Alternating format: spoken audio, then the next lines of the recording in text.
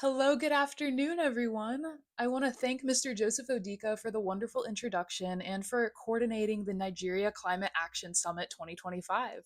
I also want to tell you all how excited I am to be here. And I want to thank all of the summit attendees, the organizers, the speakers, and everyone who's here with us globally and in Nigeria for your dedication to fighting the climate crisis, to fighting food insecurity, and to creating a better world and a better planet for ourselves and for future generations.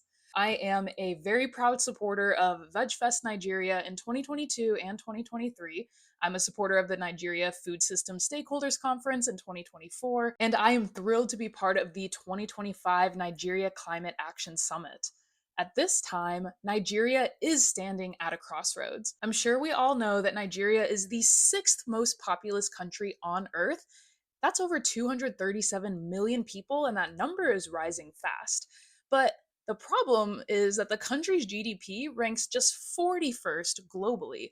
That is a massive gap between the potential and the productivity in Nigeria. And we need to redesign systems because clearly the systems that are currently in place are simply not working. They are fueling the rich getting richer while everyday people are struggling under these system designs.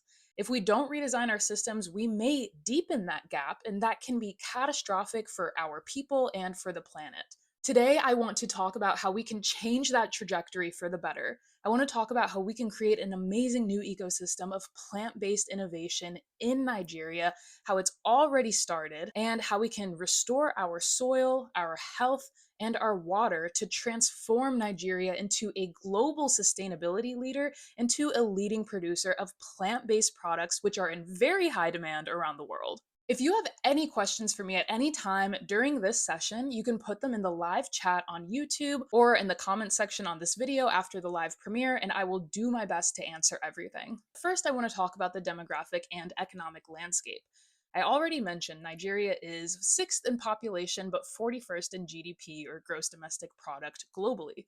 That gap, while it's not ideal right now, it does represent an opportunity. There is a huge, huge opportunity for growth here. And if we are willing to invest in future forward agriculture, I believe the opportunities are limitless. Nigeria has the land, the youth, and the crops, but we are still largely locked into systems that do not serve our people and systems that do not serve the environment. We can't just copy what the West has done because systems in the West are starting to fail. The Western industrial farming method, in particular, has gotten the world into a huge mess. And if Nigeria repeats these methods, we're going to inherit the consequences. Now is the best time to innovate for a better future. So here's the truth about the land. 78% of all the land in Nigeria is used for agriculture, and 80% of that land is used for animal agriculture for both grazing and feed. Most people in Nigeria still eat meat fairly infrequently. That means we are using massive resources to support a system that doesn't even meet basic nutritional needs, and it is not building a sustainable economy. We are feeding animals that feed only a few people while millions of people are going hungry. Just to dive into the numbers a little bit, we see that the amount of feed that's required to produce a kilogram of beef is 25 kilograms. The amount of feed to produce a kilogram of goat or mutton is between 4 and 6 kilograms. That means there is a 25-time inefficiency in producing beef and a 4 to 6 time inefficiency in producing goat or mutton. Whereas with lentils or beans or grains, you get a kilogram out if you put a kilogram in. Similarly, with water, we know that water is a scarce resource, yet to produce a kilogram of beef, it takes 15,000 liters of water, whereas it only takes about 2,000 liters of water to produce a kilogram of grain. Similarly, with greenhouse gas emissions or kilograms of CO2 per kilogram of beef produced, it's going to produce about 60 kilograms of carbon dioxide for every kilogram of beef, whereas it's less than 1 kilogram of carbon dioxide produced to produce a kilogram of grains. Now, this is super, super important because if we're looking at climate change, we know that carbon dioxide and these other carbon offshoots like methane are highly correlated to global temperature rise and ecosystem disruption.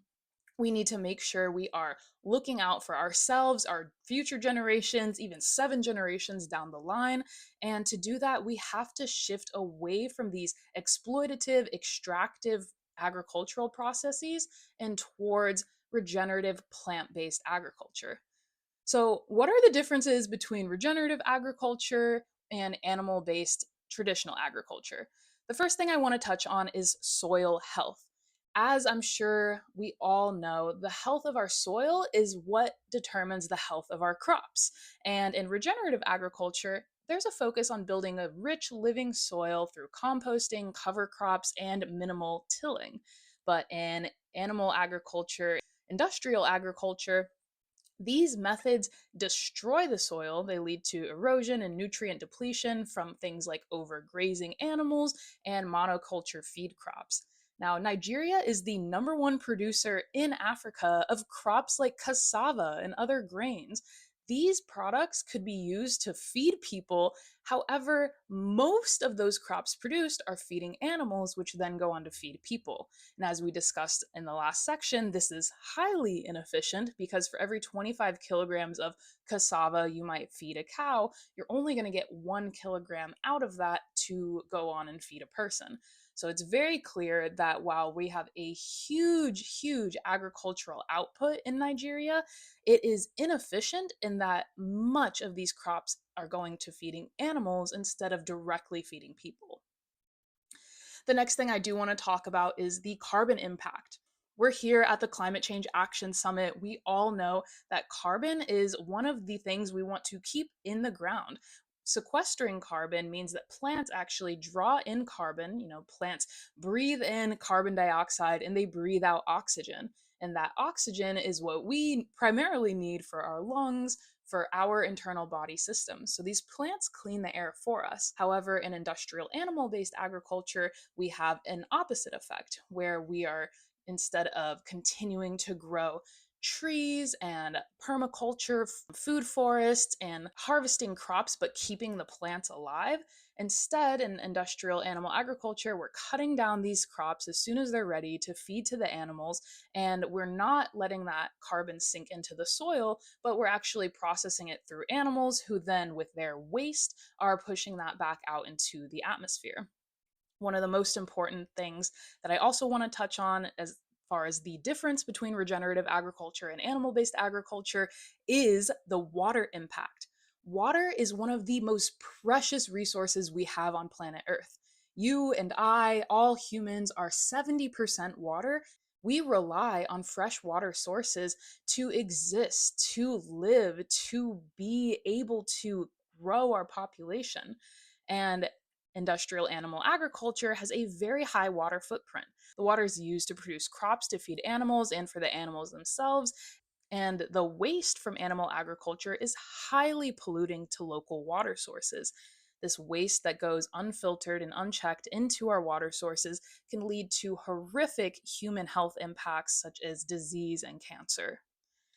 Regenerative agriculture needs to have a focus on efficient water retention, requiring less irrigation due to mulch and tree canopies, and a reliance on plant based crops, which are much more efficient in water usage than animal agriculture. And a huge difference between regenerative agriculture and animal based agriculture lies in food security. For food security, we know that we need to have enough food to feed our entire population. And with animal agriculture, it's very inefficient. There's a lot of waste because crops are used to feed animals instead of feeding people. And if we skipped the middleman and just took the crops used to feed animals and instead used those to just feed people, we would have an abundance, almost 10 times more food available for human consumption. Regenerative agriculture also requires less space and avoids deforestation. And animal agriculture is one of the leading causes of deforestation in many parts of the world. Trees are being cut down right now throughout the country in the Congo rainforest basin and the Amazon rainforest to produce more animal products. We need to keep our forests. These are some of the lifeblood of the planet. The forests are lungs for the planet. They breathe in carbon dioxide and breathe out oxygen. We need to maintain our forest health. We need to be planting more trees, not cutting down the ones that we have. The current models are breaking the land. They're polluting the water. In fact, across Africa, over 350 million hectares of land have already been degraded. This is land that is stripped of nutrients from overgrazing, monocropping, and tilling. Animal agriculture also is severely polluting in our rivers and groundwater. In Ogun and Oyo states, as well as in Lagos, studies have shown dangerous levels of animal waste in local water supplies. And these high amounts of animal waste have been linked to childhood diseases and long-term cancer risks. And we can't forget about our air quality. Air quality is one of the most important things to maintain. We know that trees are increasing the quality of the air, but methane emissions from livestock, as well as open burning of manure and chemical fertilizer use, have actually made the country of Nigeria one of the highest livestock methane emitters across the continent of Africa. This is not sustainable. It's not sustainable for us, it's not sustainable for the economy, and it is not sustainable for the planet. To really address what is regenerative agriculture, we have to talk about avoiding harm and healing the planet. We need to restore soil health. We rely as a species on a layer of topsoil about 6 inches thick to provide us with all the nutrients that we need. As we continue to erode the topsoil and deplete soil nutrients, we are running the risk of leading to even more food insecurity in the world. We have to restore soil health through cover crops, through composting, agroforestry, no-till farming, and crop rotation. This isn't just a theory. We have seen time and time again that this works. Regenerative practices rebuild topsoil, they improve biodiversity, they hold water during droughts, and they even capture carbon from the air. We have to be mindful of climate adaptation and food security as we're addressing the climate crisis. Things are going to get worse in the coming years if we continue business as usual with the same methods that are what caused the climate crisis in the first place.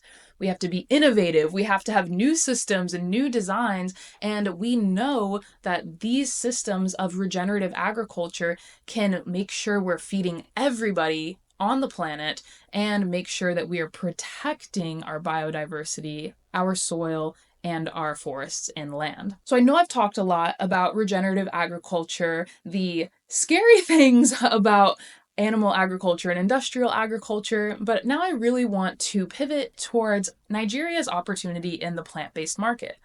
Globally, the plant-based market has absolutely exploded. From $2 billion in 2010, plant-based meat has grown to be over $10 billion today. Dairy-free alternatives have tripled in value, hitting $25 billion. And the global plant-based mushroom market, which is already a staple in Nigeria, is now a $50 billion industry worldwide. So I want everyone to think about, what if Nigeria stepped in as a leader in this space? Nigeria grows soybeans, cowpeas, cashews, coconuts, palm oil. We have the raw materials. We need to stop exporting crops and start exporting solutions. While Nigeria is a high exporter of raw crops and raw materials, we need to be processing these into high-value, plant-based meat and dairy alternatives locally and selling those to the rest of the world. This can lead to an economic revolution in Nigeria while also fighting the climate crisis and protecting the land and biodiversity. So I know you might be thinking, what can Nigeria produce? And I want to share some of my vision with you.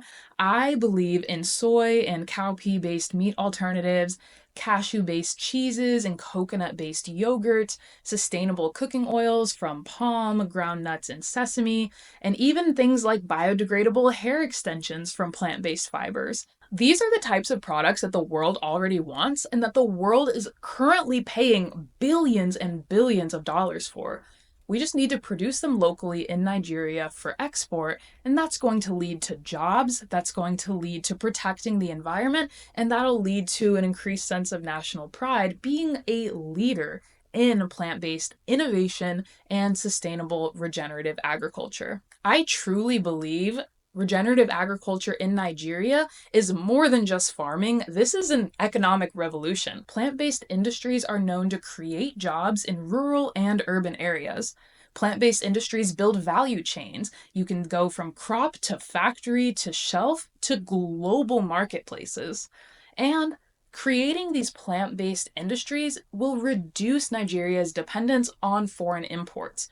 And at the same time, it'll boost GDP and protect local ecosystems. I believe the future of food is smart, it's green, it's local, and I know that Nigeria can be a leader in that future. And this is already happening. There are amazing companies that are already having these huge victories in the plant-based innovation space and getting globally recognized for their work.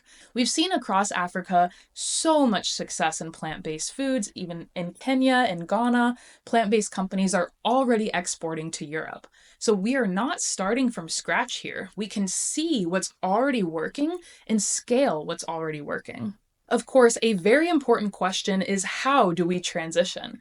How do we transition from the push from the West towards industrial animal agriculture to a regenerative agricultural system that protects biodiversity, that empowers farmers and entrepreneurs, and that creates systems that are providing value and protecting the environment and fighting the climate crisis? For the roadmap, we need to train farmers in regenerative agricultural methods. We need to fund startups, innovating with local crops. We need to build processing infrastructure in these farming regions. We have to support policy and create supportive policy and stop subsidizing unsustainable practices.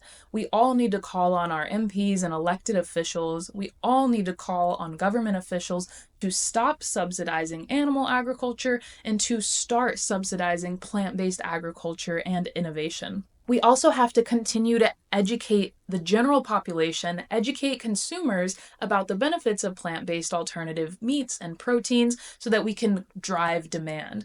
We all know there is a growing vegan movement, a growing plant-based movement across Nigeria and across the world, but we need to continue educating people about how this benefits our personal health, our planet's health, and our ecosystems, and how it can be a great way to build up the economy in a sustainable fashion. It's going to take vision, it's going to take collaboration, and it's going to take community organizing, but I truly believe that together, collectively, we can continue to drive the change in the direction we want to see and create a more compassionate and regenerative and sustainable world. I've worked in political advocacy, community organizing, political engagement, and getting laws passed to protect the environment and public health, and I know that change often starts at the policy level and from the ground up. We need MPs and local reps to support green agriculture policies. That means we need to be talking to them in their offices, emailing them, calling them,